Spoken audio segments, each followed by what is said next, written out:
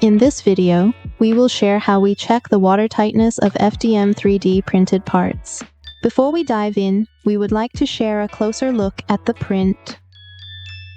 This is a cross-section of the printed part with a layer height of 0.12 millimeters, which equates to 583 layers in total. To complete the part, the printer will need to extrude 212 meters of very fine material deposited on top of each other. Even the slightest inconsistency can result in unsealed walls. Now let's check for watertightness. Step 1. Print a part. Step 2. Pour the special dye inside.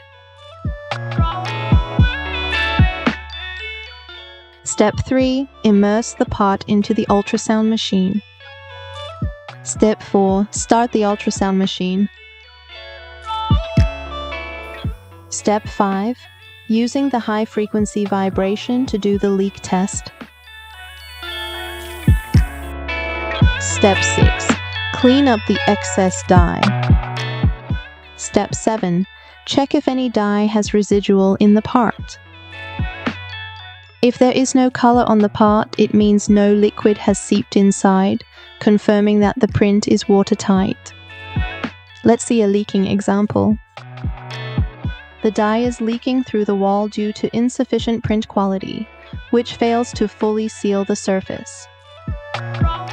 After the cleaning process, this part still shows color residue, indicating that liquid has seeped the print. It is not watertight.